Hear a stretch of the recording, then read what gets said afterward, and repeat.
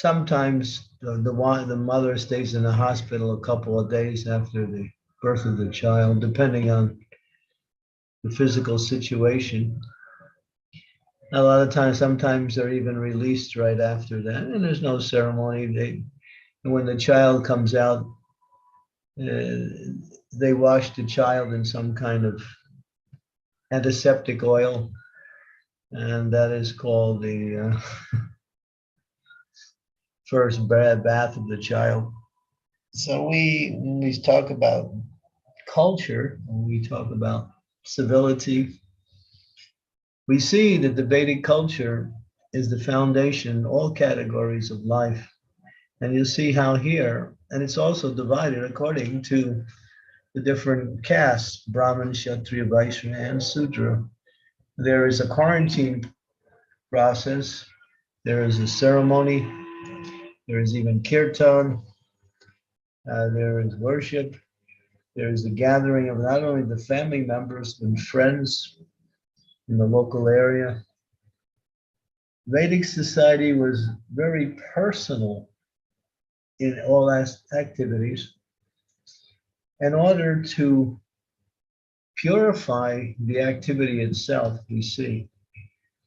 Because to live in the material world, to have a material body, means to become putrefied, not purified.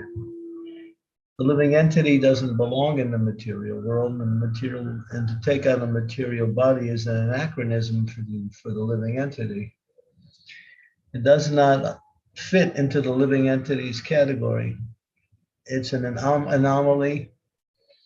It is anachronism, something outside of the living entity's natural principles of existence.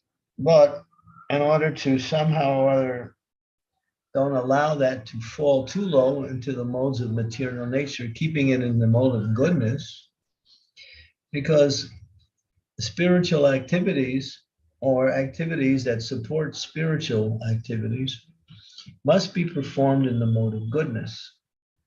Accordingly, therefore, Vedic culture has so many different ceremonies, which allows for the living entity to become purified as a transition from one stage of life to the other. So birth,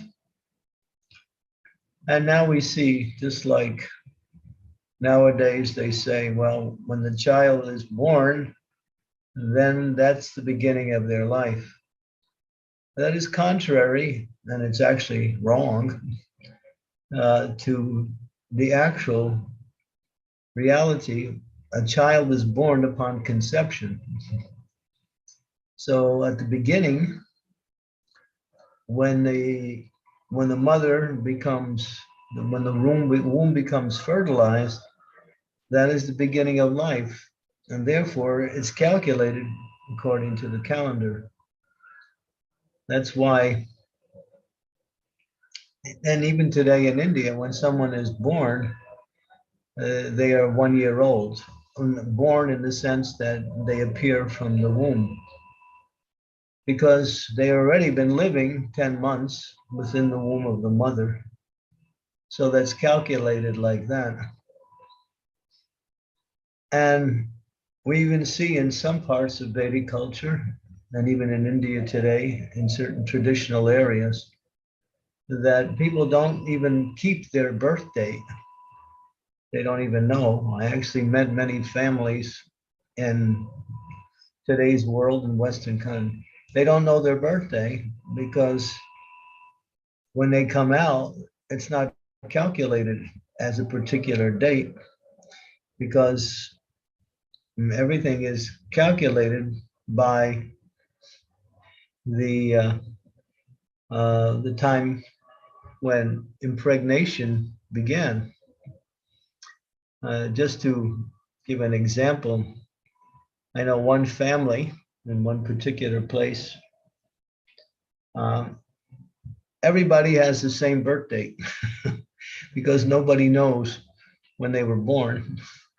So they all have the same date because they adopted a particular date, and they just put it in there because it's required in the legal system to have a particular date of birth. So, but date of birth is actually when conception starts. And Prabhupada says usually 10 months within the womb. Sometimes we say 9 months. Lord Chaitanya, when he was in the womb for 13 months. That's also described here. He didn't come out right away.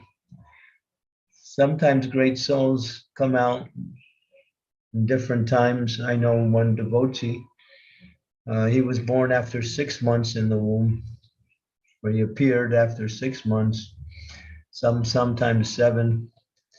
And even during the pregnancy of the mother, and it still goes on in respectable Vedic families, there are ceremonies at different times during the pregnancy for the blessings of the pregnancy, the welfare of the child, the purification of the mother, and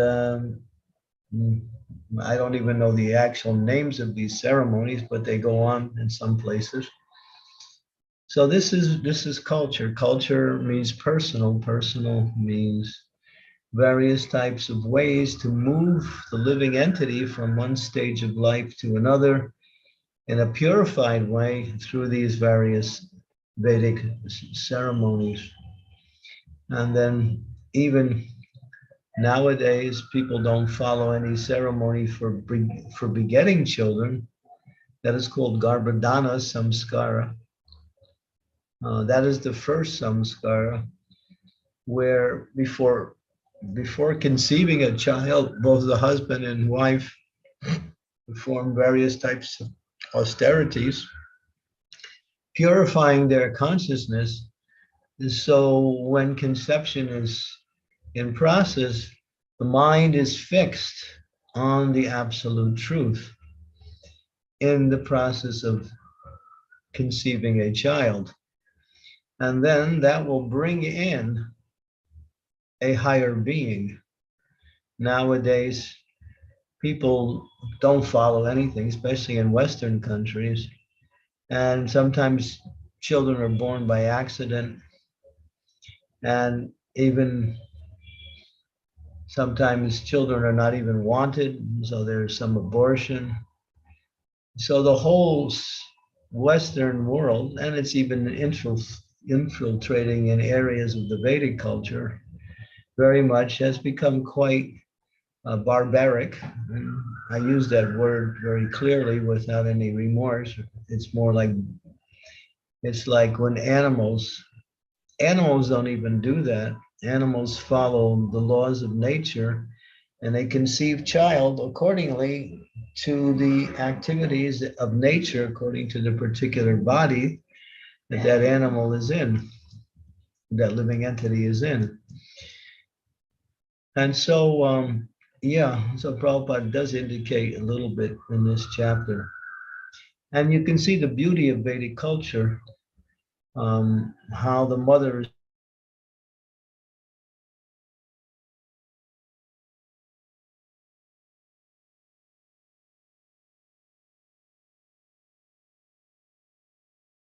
are given to the mother after the time of childbirth to re-support the mother's physical, mental strength within the body, so she can again regain her strength. Because, of course, men don't know this so much, but women do go through a lot of physical difficulty in bringing a child. But a lot of that is due to the type of child that is born. Therefore, the more saintly the child is, or the more highly developed the child is, then the more easier the birth is, generally. And that is true. And of course, if people don't follow any kind of samskars, then they can bring in a soul from a lower planet, and that is called Varna Sankara.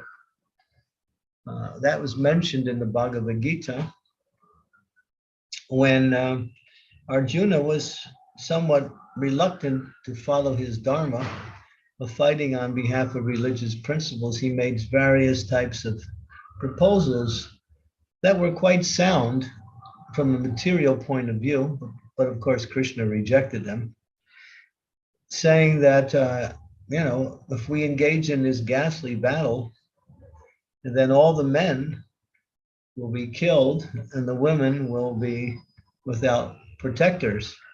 And if the women are without proper care and protection, then they will be exploited by unscrupulous part of the population, and therefore you'll have Varna Sankara. So Arjuna was correct in his proposal to Krishna, but of course Krishna had another plan, which was transcendental to all these material considerations. But from the material point of view, we see how Varna Samskara now has really permeated the world. There are so many demons in the world today. And where do these demons come from? They come from lower planets. They come from very sinful backgrounds. And they take birth everywhere and anywhere because people don't follow these samskaras anymore. And they engage in conception, not even conception, but just illicit activity.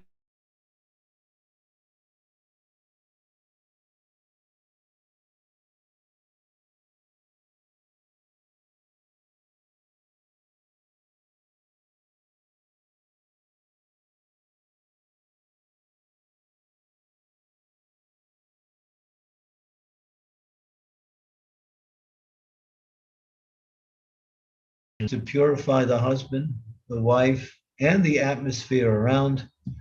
And Prabhupada writes, or he speaks about it, he says that before a child is even conceived, the father will announce to family members and friends that now they were beginning the process of developing conception. And therefore, there's a ceremony for that also.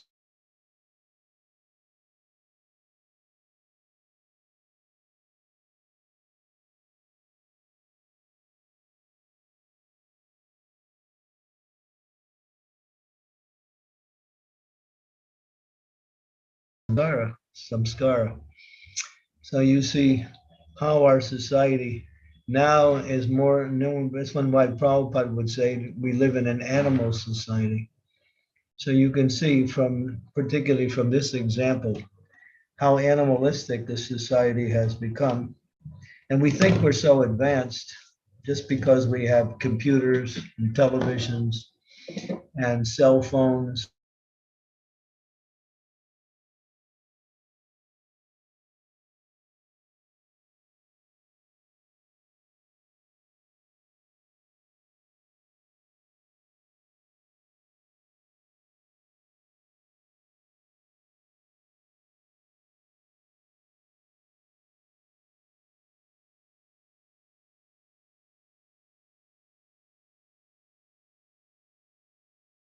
And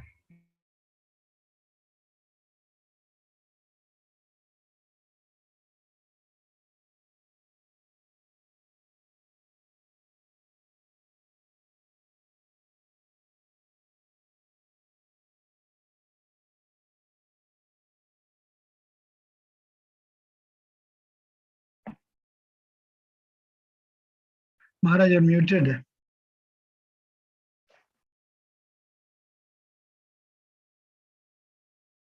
is lost.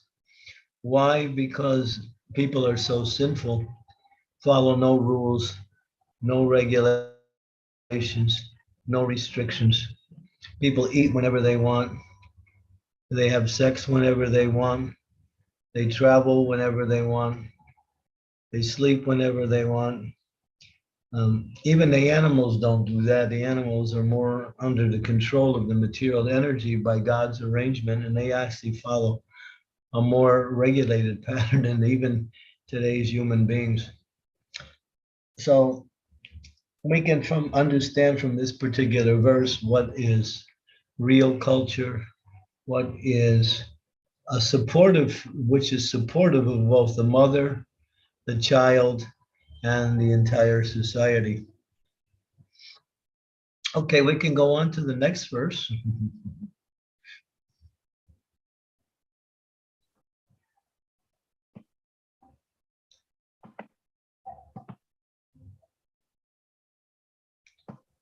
Okay.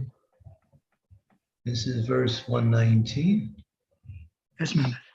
Ache Sachi Jagannatha Putrapana Lakshminatha Purna Hoila Sakala Vichinta Dana Dena Baragara Lokamana Manya Kala Kalivara Dine Dine Hai Anandita.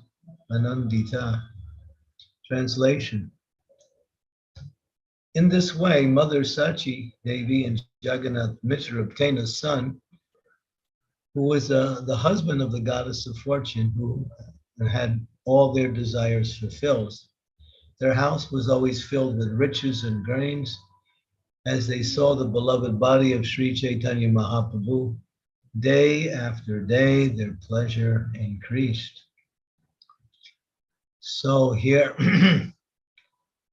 Lord Sri Chaitanya Mahaprabhu is the Supreme Personality of Godhead. Therefore, everyone offers respects to him. Even the denizens of heaven used to come in and dress as the ordinary men and offer their respects to the Lord. His father and mother, Jagannath Mishra and Sachi Devi, seeing the honor of their transcendental son, also became very pleased within their hearts. So now we get an indication of the auspicious atmosphere created by the appearance of Sri Chaitanya. He's still a tiny baby, but simply by his presence, everything has become wonderful. There's peace everywhere. Everyone is happy within their heart, and worship of the child is going on as a way to honor the blessed event. It says here, their house was always filled with riches and grains. Nowadays, people have to work very hard just to go buy groceries from some supermarket that exports these commodities from different places that are filled with chemicals. So here's another example of the demoniac culture that we live in. So a Brahmin house, or someone who is respectable, they would always have wealth and grains. Grains were considered to be an indication that people were opulent. Prabhupada talks about how Kali Yuga will progress more and more. And one of the indications that grains will no longer be available within the society. And people will be in want of the basic needs of food, such as milk, grains, sugar, rice, and wheat. Prabhupada said as Kali Yuga continues, these things will become more and more a scarcity.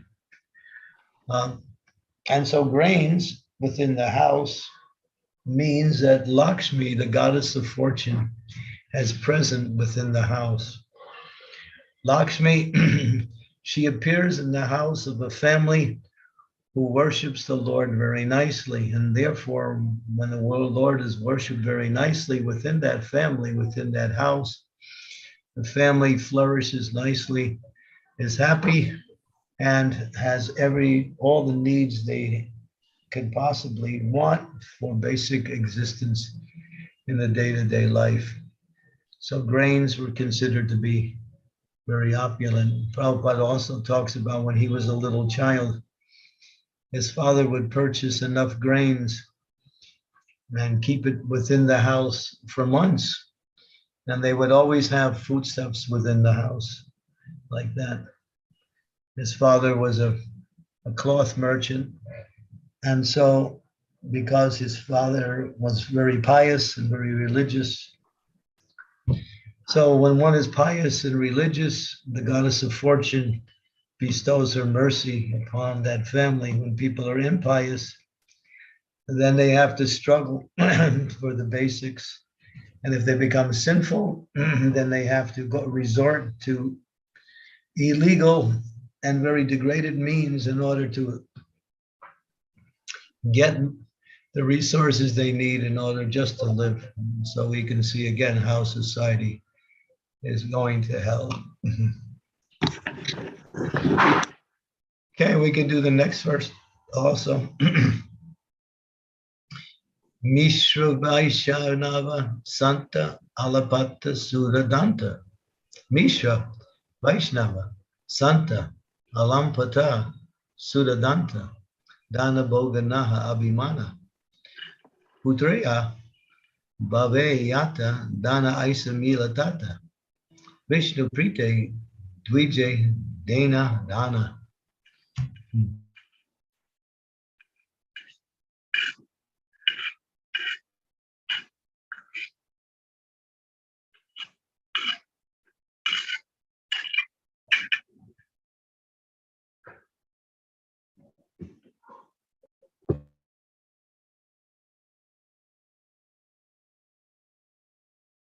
Satisfaction of Lord Vishnu.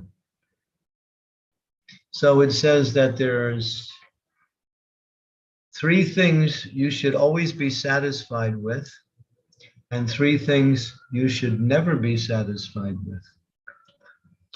This is coming from Niti Shastra, Chanakya Pandit. Three things you should always be satisfied with, and Prabhupada quoted this a few times, is that money, wife, and food. In other words, whatever these things one should be satisfied with.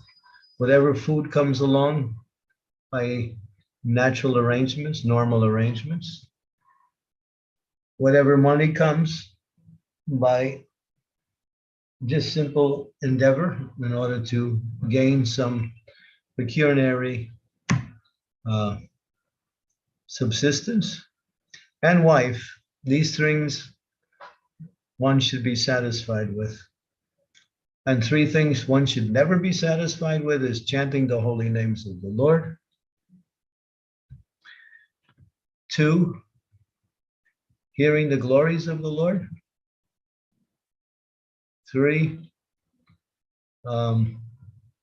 giving in charity. So here we see how giving in charity is mentioned as one of the features of a cultural society, and where this charity goes, where the charity will best be used, to the brahmanas. The brahmanas will use it, or the saintly class will use it for the glorification of the Lord, for the satisfaction and the spread of religious principles.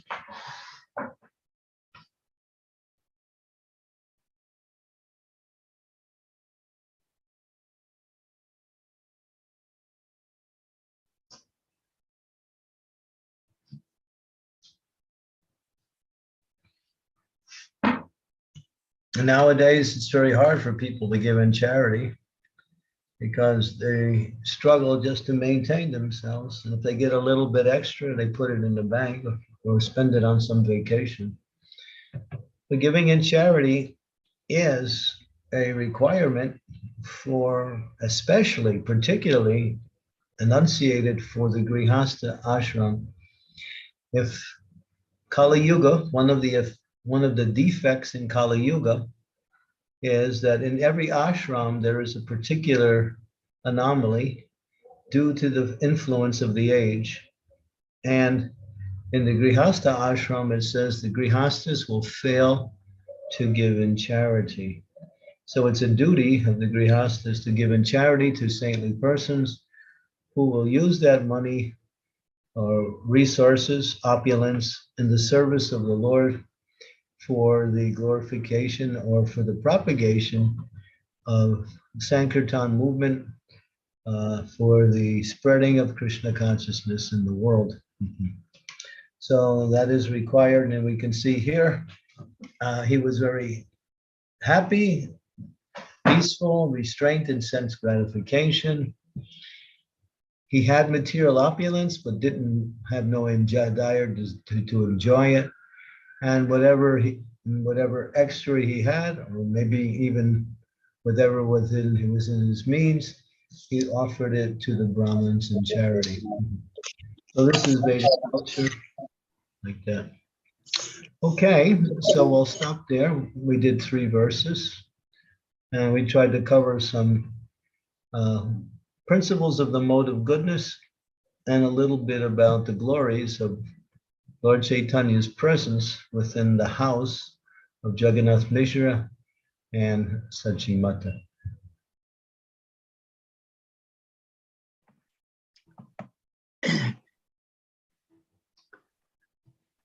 Thank you very much, Maharaj.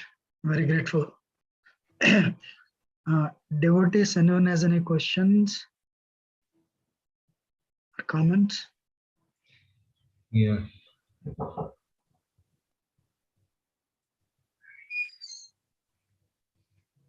Close the door. This is mosquito.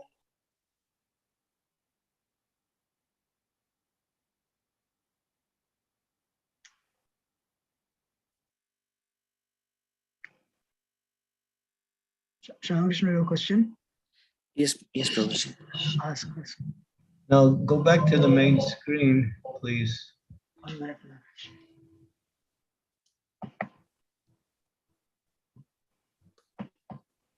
Yeah. Yes, ma'am.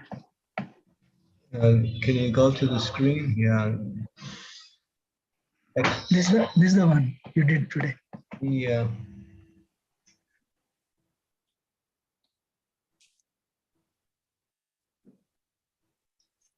Take out the verse, please. Can you remove the verse?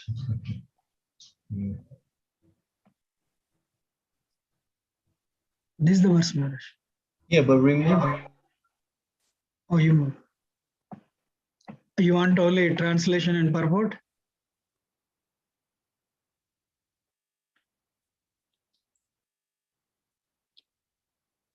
I can't hear, Maharaj.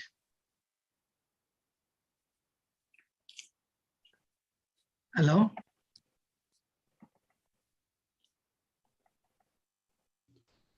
Prabhu, you can stop the screen sharing. Okay. Yeah. But Maharaj is there? We don't see him. I think he's here. Yes, Maharaj. Guru Maharaj, you're muted. Maharaj, you're muted actually. Not my fault.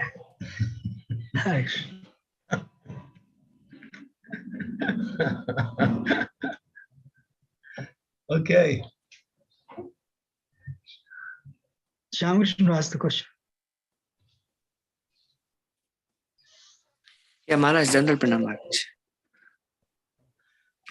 Hare Krishna, Maharaj, like you were Shyamananda. mentioning about Maharaj, General Pranam Maharaj. Maharaj, you were mentioning about living entities like born in 3 modes, and we have to come to mode of goodness. And then, like Krishna says, one can transcend the modes by continuous engagement in devotional service. Maharaj, how will it be possible for a conditioned soul to transcend the modes, Maharaj? In devotional service, if you engage in devotional service, that is called Suddha Sattva, and that is not part of the 3 modes of material energy. We call the mode of goodness, which is the highest and best of all of the 3 modes. We call it Sattva Gun. Then there's Suddha Sattva, which means transcendence, which is indicated by those who are engaged in devotional service.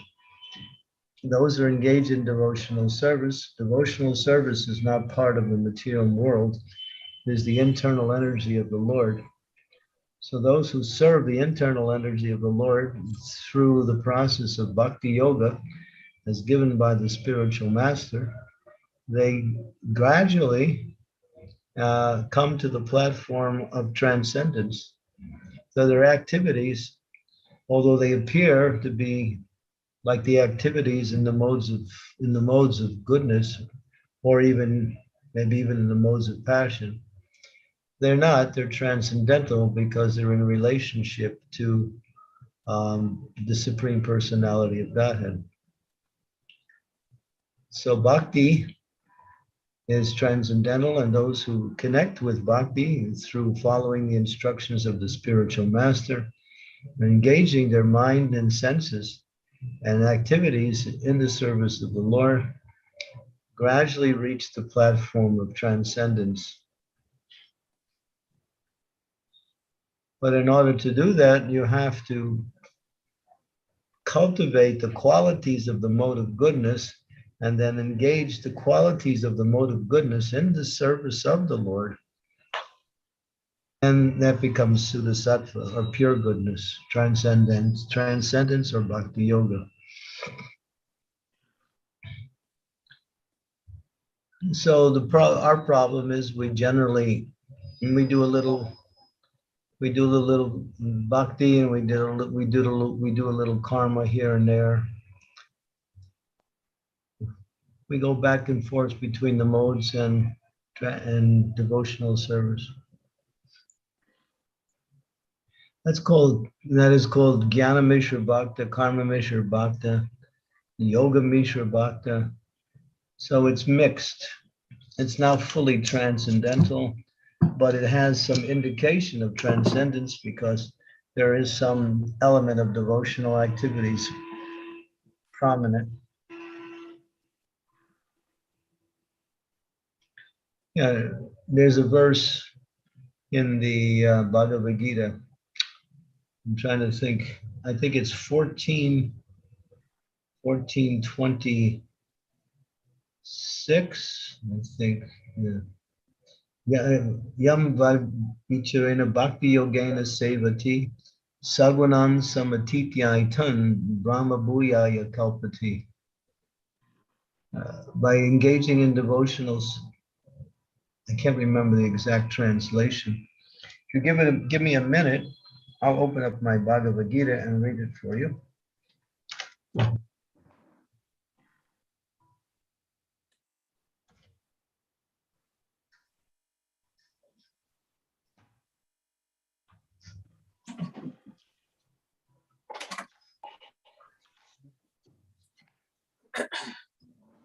Yeah, I have a question. This verse really helps you understand what is devotional service.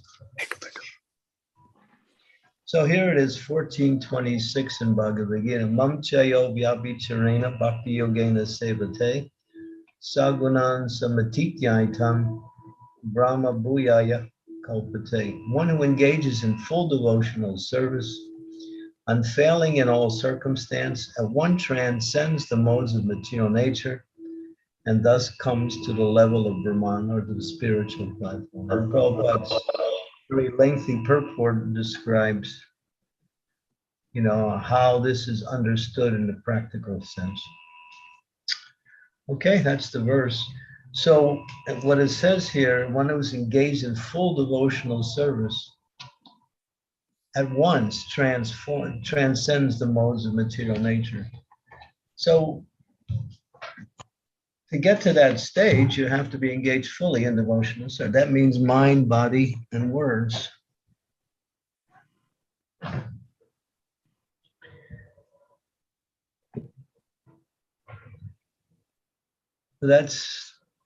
Read that verse and Srila Prabhupada's purport. That is transcendence. Maharaj, thank you so much, Maharaj. It's really helpful. I was thinking, like, from the body point of view, I can try to engage myself, my time as much in Krishna's service. From words point of view, I can try my best, Maharaj. From mind point of view, how can I engage myself in the bhakti principle? In your comfortable time. Well, you can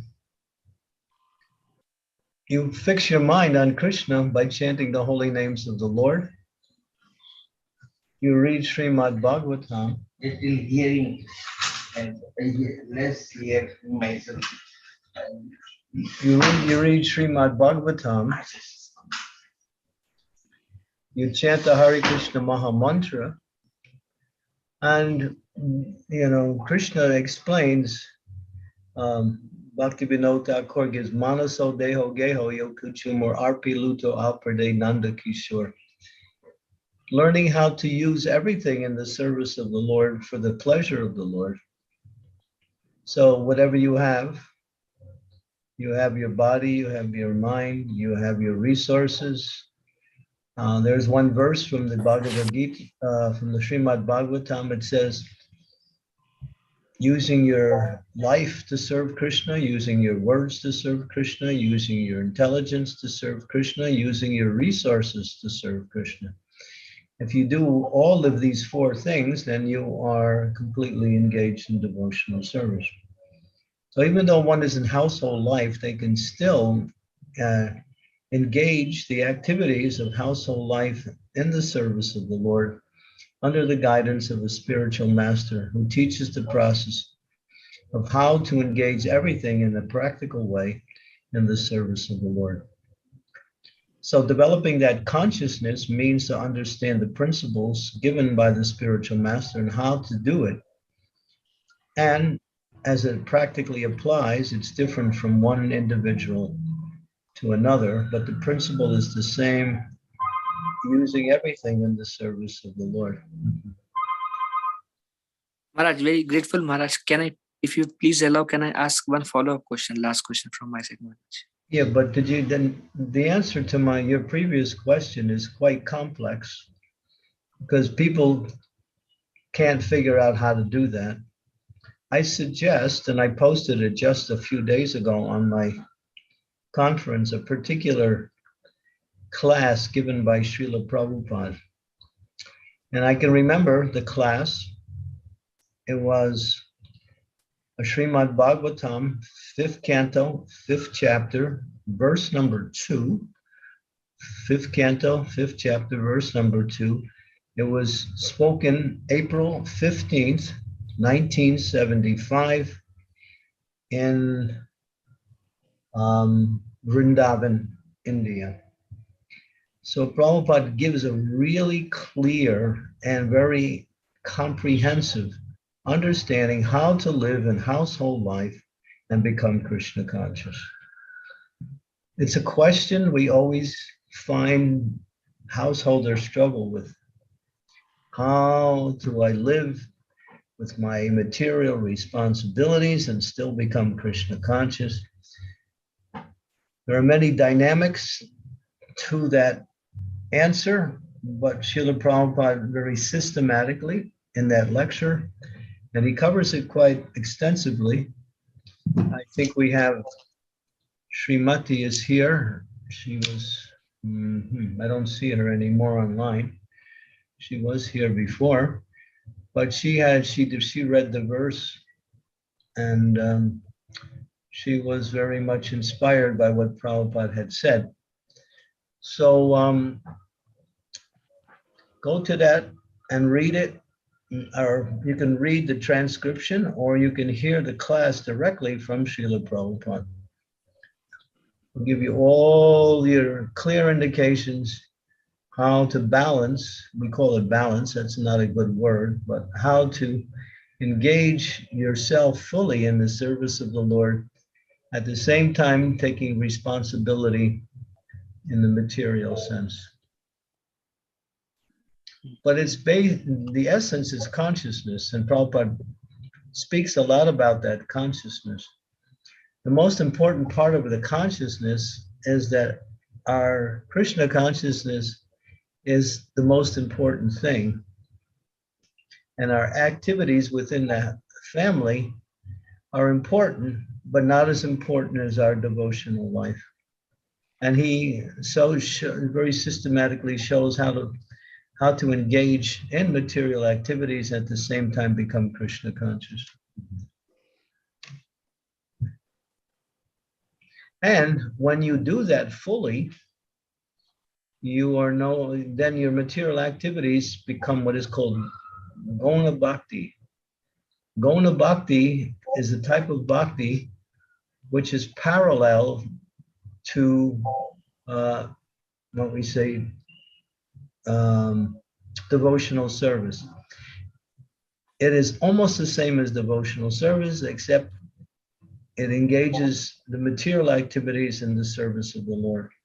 And then it becomes purified because the word bhakti is applied to the word guna. Guna means parallel to, or apparently within the realm of ordinary activities.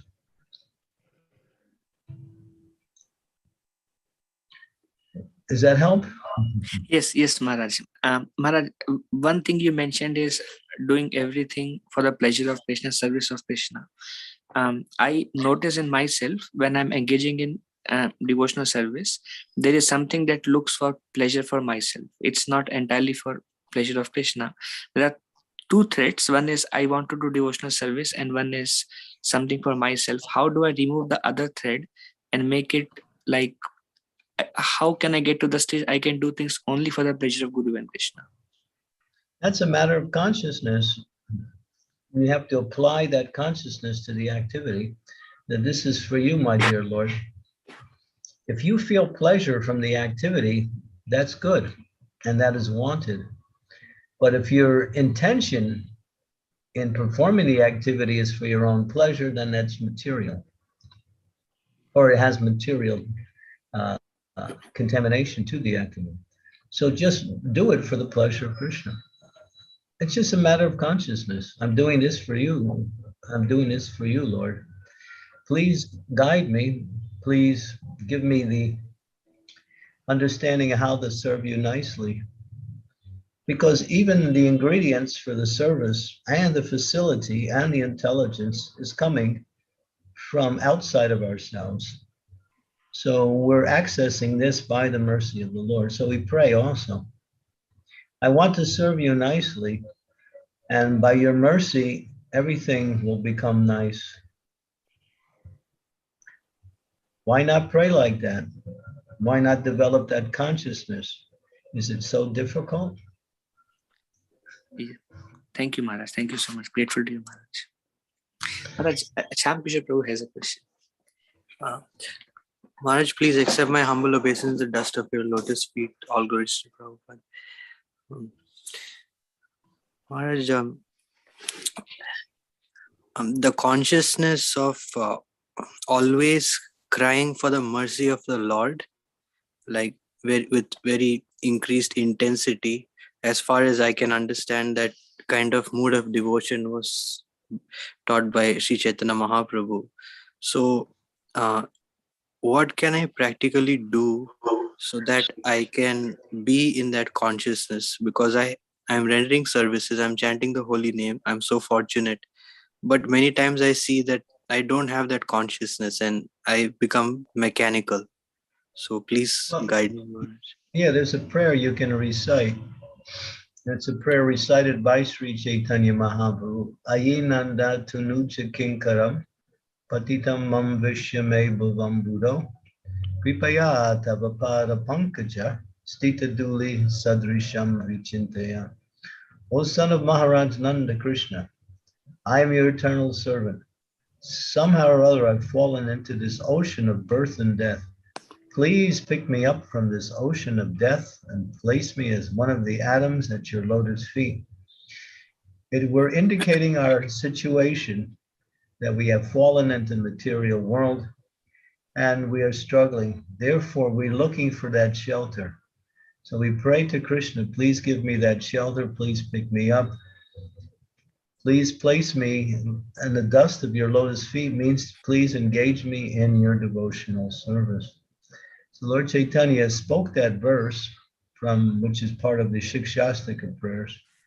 And Prabhupada talks about that verse as a way to call out to Krishna in helplessness. So by reciting that verse over and over again, we also develop the mood of that particular verse. Thank you so much, Maharaj.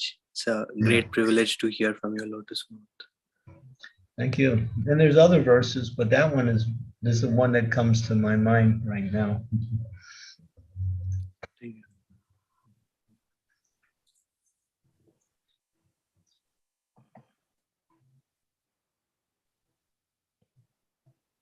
Anyone has any other questions, devotees?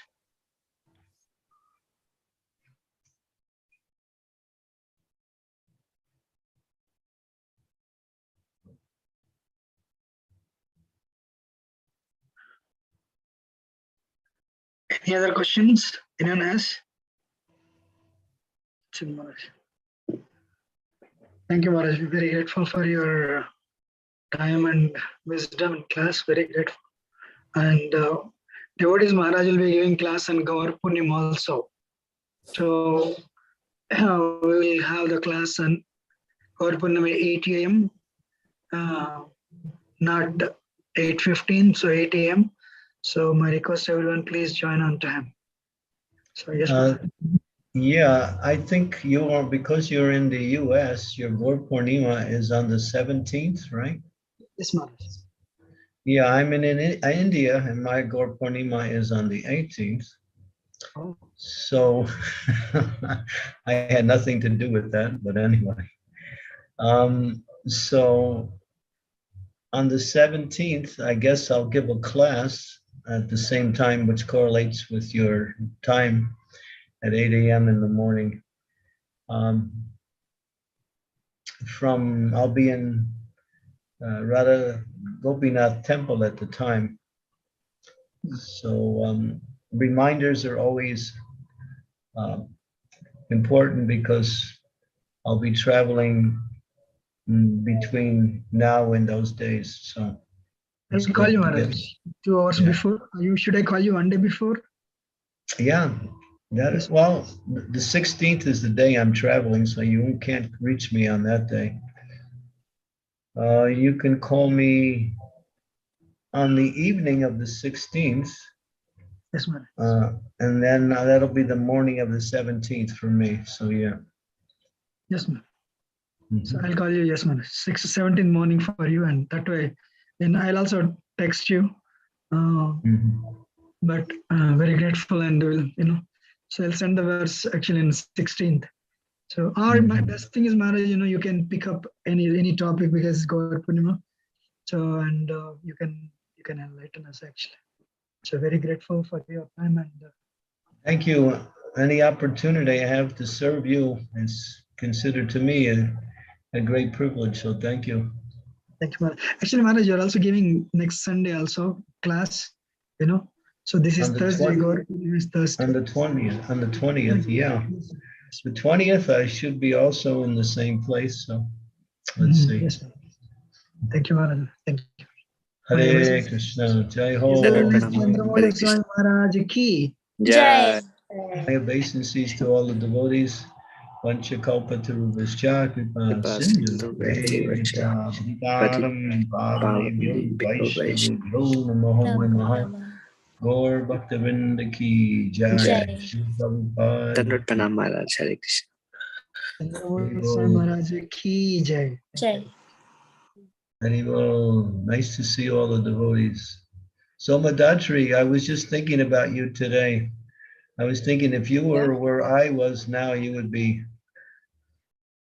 carrying ice packs around because it's so hot here.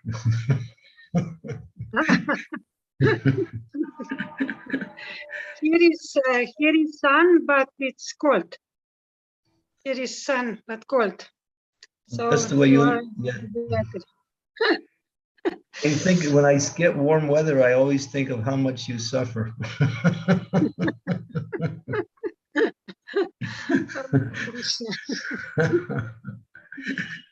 And when I think of cold weather, I think of how much I suffer. Okay, thank you. Please have a nice day. For those of you who are beginning, have a wonderful day.